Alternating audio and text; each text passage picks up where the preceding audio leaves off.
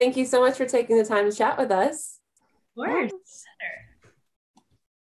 So this is a story about staying true to yourself. Have you ever experienced anything like that? Yes, absolutely.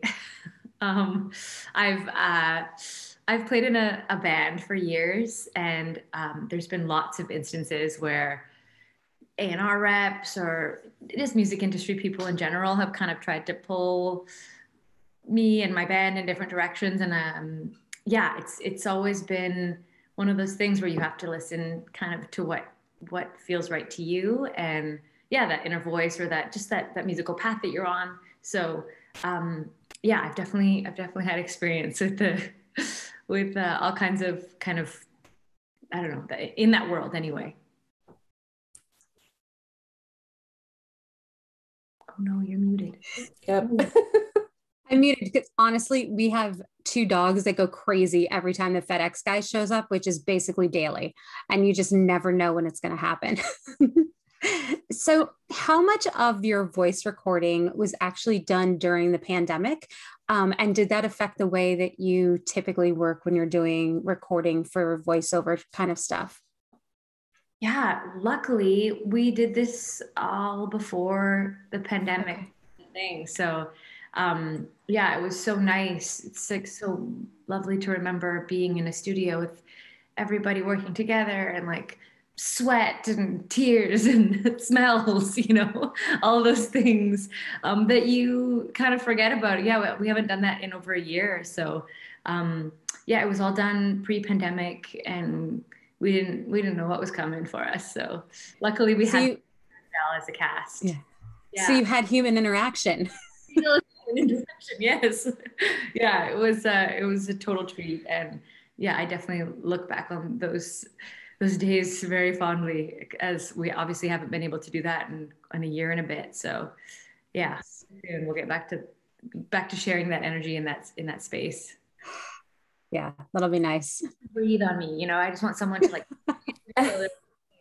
just, and like a little bit of spit will come on my face. That's all I want. um, Darma loves to rock out, and I know you were just saying you're in a band. Did that help prepare you to play this role? Is that kind of what attracted you to her and her energy?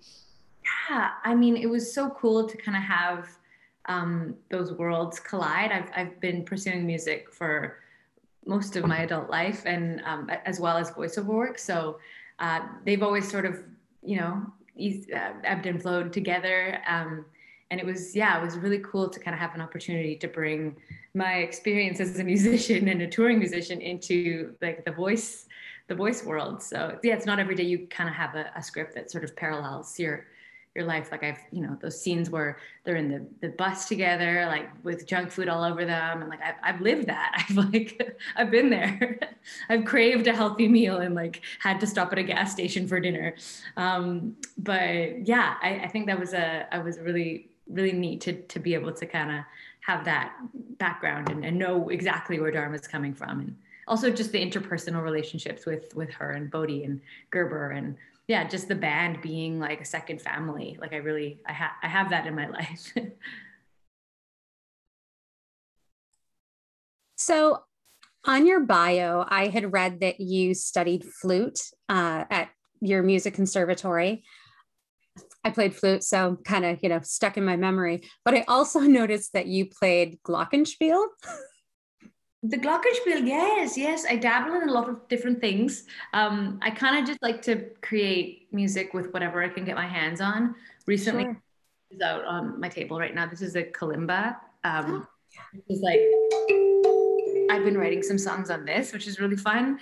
I think, yeah, there's no limitations. Like I'm not really good at any instrument, and obviously flute as my first instrument doesn't really make sense for me as a songwriter. It was a bit of a, I should have taken piano as a kid, but I took flute for some reason. But yeah, I just feel like a lot of, especially like cool old, this is like a vintage, like 1950s, there's songs in here. I just feel like there's so many instruments that you can kind of like get into. And if you have some sort of musical capability, like you can bring a song out of anything. So yeah, I dabble in a lot of stuff. I've been playing a lot of ukulele recently just because it's easy to transport.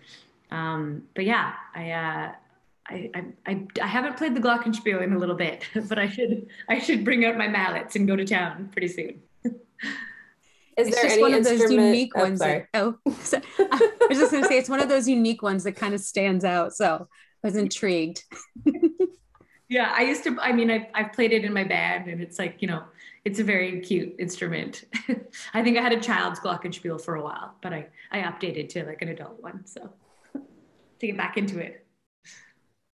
I was just gonna say, so I mean, I never expected to see, that instrument on the Zoom call today. Like, it's because it's unique. Is there anything that you haven't played that you want to play? Anything you want to learn, like musically, like an instrument? Because that's super cool. Oh, there's so many cool harp. I love the harp. I'm a big fan of Joanna Newsom, who's like an incredible harp player. My sister actually plays bass in a band in Toronto, and I think that's so badass. Like, I would love to be able to like hold down a really good bass line and sing. I'm not good at bass at all. Like, I don't have that kind of capability of like it's like this, rubbing your tummy and patting your head. Is that what you do? That part is tricky, but yeah, I think bass guitar. Maybe I'll get my sister to teach me some bass licks in the future. But yeah, I think bass, especially a woman, like a female playing bass, like holding down a bass line, I think it's just awesome. Harp and bass, I guess, are my answers. So, what messages do you want kids to take away from Rock Dog 2? Yeah, I think there's just a really beautiful message of staying true to yourself and really listening to the people that you love and that love you the most in your life. Because yeah, that just seems to be the thing that hit me the most. Like having, listening to your parents. I've always had very supportive parents in my musical upbringing, and really amazing friends. And when there's someone that's like, some industry person who's telling you to be a certain way, it doesn't feel right. I think listening to the people that you've grown up with, and also just listening to that person inside of you, like that inner truth that always tends to come up. Like, I think just having that as a base, and really trusting your gut, and yeah, just following your own truth, because I think we all know what that is. It's sometimes hard to turn down the noise from the outside and really turn that up. So yeah, I think that seems to be the message that I connected with the most. Definitely. I saw there's already plans for Rock Dog 3, which is exciting and awesome. And you're going to be in it again as Darma. It's like, when did they let you know that? Like, that's super, I was surprised to see it, because this one's just coming out. So then for there to already be another one, I was like, oh, okay. I think nothing's officially official on as far as I know, but there definitely are rumors, and I feel like, yeah, there's some things floating around on IMDb, maybe some eager beavers that are a little trigger happy on that, but we haven't started recording anything yet. So yeah, I think obviously it's been a very hard year for a lot of production stuff to come together. So yeah, hopefully there'll be some information on that in the future. So it excites me. I mean, I'm ready to jump into Darma's role again. So we'll see. Oh, fingers crossed. So, if it's not Darma and Rock Dog 3, or if it is Darma and Rock Dog 3, what else is next for you? Where let me try that again. Wow. You'd think I hadn't had any coffee yet today. Where will your fans be able to hear you next or see you play? Yeah, I mean, I've got a lot of exciting things that I can't talk about in the animation world. There's a really exciting project that I've been recording over the pandemic, not in the same room as any of the actors, but that should be coming out soon. I wish I could say what it is. But I also have I'm a musician, as I mentioned, and I have a solo album coming out at the end of June. It's called Before All the Magic's Gone. And it's it's a solo album from me, Ashleigh Ball. And I've been releasing singles over the pandemic. Obviously, it's been a tricky time to release music, but also I think a really important time for people to kind of sit with their music and remember the good old days of live shows. And I know they're coming back soon, but yeah, that's kind of the next thing on my big list of events is releasing this album in June 25th. That's really exciting. Yeah. Congratulations. That's great. Yes, congrats. Yay. Awesome. Yeah, you can find it. Sorry. I was going to say, it's the easy find on all the streaming platforms. Music's so accessible these days. It's like, right. Yeah, easy peasy. I was going to say, my daughter is a big fan of you as Applejack and My Little Pony. She was super excited. She's like, oh, I love her. I love the voice. And I'm like, yes. So she actually wanted me to ask, is there any advice you have for a young person who might want to get into voice acting? Yeah, I feel like the industry has changed so much since I started. I was really lucky and kind of got scooped up by an agent and kind of pulled out of performing arts school. And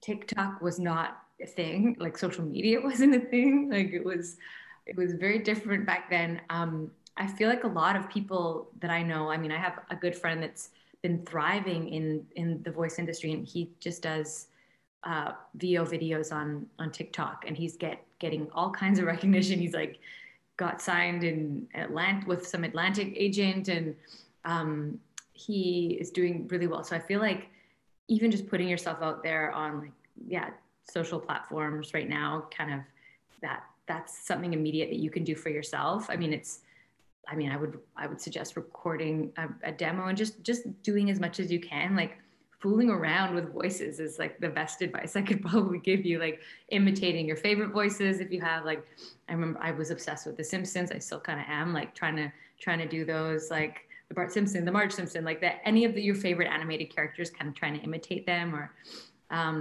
I've played a lot of little boys in animated in animation, and just listening to just kind of really listening to kids, and I imitated like a lot of little kids that I know in my like my friends' kids or my niece and nephew or whoever it is. So I think just kind of paying attention to the weird and wonderful voices that are all around you, and just putting yourself out there, I guess, as much as you can. Great. I'll let her know. Thank you. She's going to be a TikTok star. I can tell. Oh, Lord. Yeah, she is. I've seen the one she's recorded with Sophie. Oh, yes. Our daughters are friends. They have created content together. They're kind of funny. Yeah. So I have two more quick questions for you. Well, one is pretty quick. The other one might not be as quick. But so the first one is that I heard a rumor about a story related to Gene Simmons and Kiss. Yeah, that's I guess that kind of went with the first question that you asked. Being in a band for years, we had a bit of a run-in when we first started getting getting our touring chops going, and we started getting some label interest from a certain person in the States, and I actually got a cold call. I got a cold call from Gene Simmons. Like he just phoned me up, and I have a lot of people that are in my life that are voice actors, right? Because I'm a voice actor. Like a lot of people could do a Gene Simmons voice, no problem. I thought it was a friend of mine. I was like, there's no way this is real. So I was kind of going along with it. And then like halfway through the conversation, I was like, oh, this is actually Gene Simmons calling me on the phone. Like, what?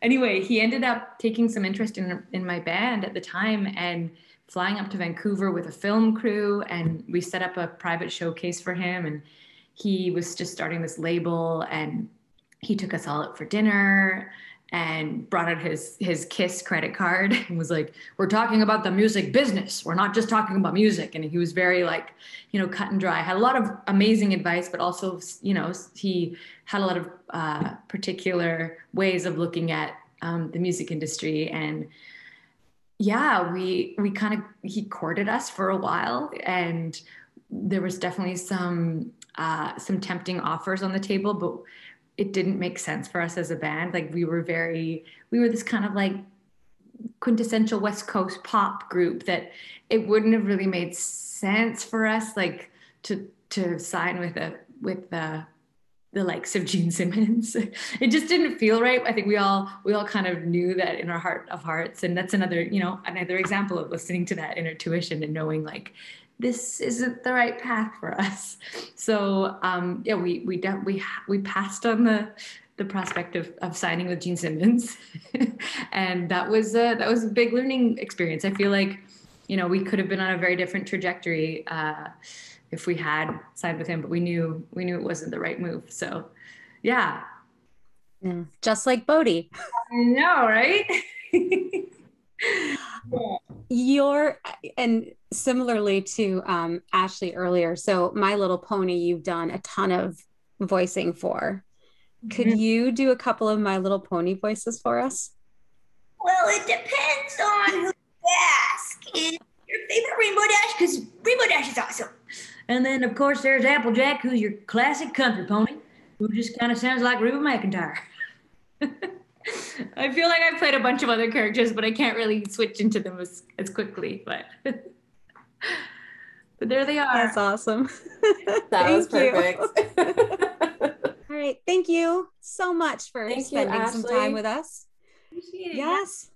We look forward to checking out your album and, of Yes. course, whatever big animation project that's coming up. Mm-hmm. We'll just keep an eye out for your name. Yes.